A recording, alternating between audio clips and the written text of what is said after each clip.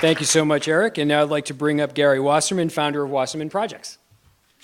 Very much. I feel like I am the ghost of cities past and cities yet to come. Detroit space is the issue. Detroit as an alternative to Brooklyn for new businesses and creative economy.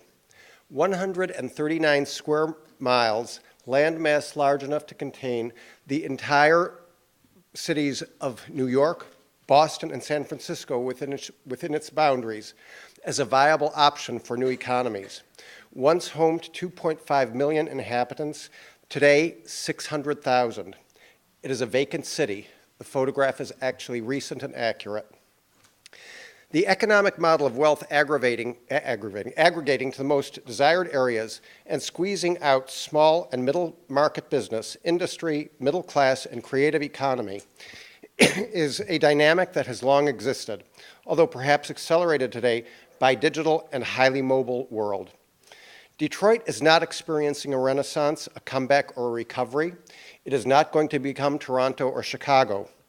Failed cities are the new frontier of the 21st century. The Wild West has been won and the planets are too far away.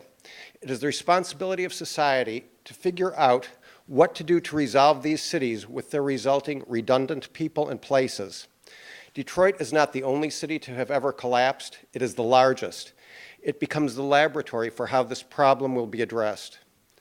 An evolving urban experience. The result is unknown and undefined, and that is both the adventure and the excitement. This unreal estate gives negative real estate values that result in cheap housing and unprecedented access to assets, resources that would never be available in a conventional economy. Decent houses can be bought really and truly for $1,000 at auction. A nice house can be bought for $30,000. Studio spaces can be had for $100 and up. And it's actually true, iconic skyscrapers have been sold for $1 million. Houses can become an amplifier for a sound installation or provide studio and production space for works and products that can be shipped around the world. The creative economy is consolidated and motivated by a sense of mission and is experienced as an authentic milieu in which art is made and a community is improved. Quite apart from the more competitive, often rivalrous, and strained existence of conventional large cities. There are 4 areas of vitality. The downtown, which is anchored by Quicken Loan, who has bought 60 buildings and brought 6,000 people into the center city.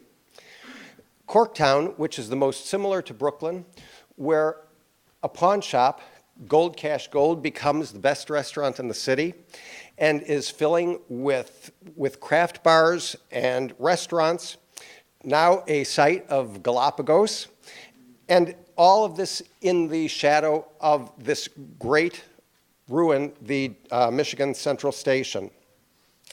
Perhaps one of the most interesting areas is Detroit's Eastern Market, one of the oldest and largest food and produce markets left in the United States. It is an authentic urban environment that has sustained all of the city's vicissitudes and where substantial investment is supporting the future as a commercial produce and food processing center, but also including carefully and edited enterprises, such as on the screen, the Red Bull House of Art, which is used for both art residencies as well as entrepreneurial think tanks, galleries, print and printmaking shops.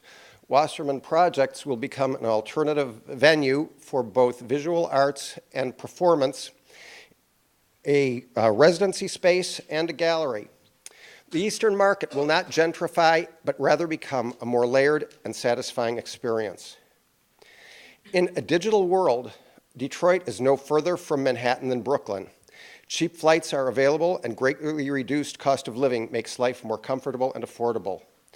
All of this is sustained and built around a cultural infrastructure that is still intact from when Detroit was the nation's 4th largest and richest city.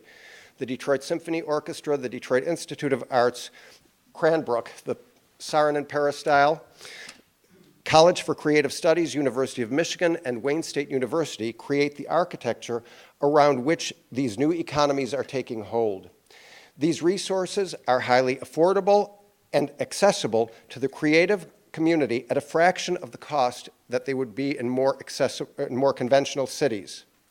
New York is not alone in its dilemma. Lynn Gardner of The Guardian wrote on February 20th about London. Why barely survive in London when you can live far better elsewhere, find opportunities, and put down roots?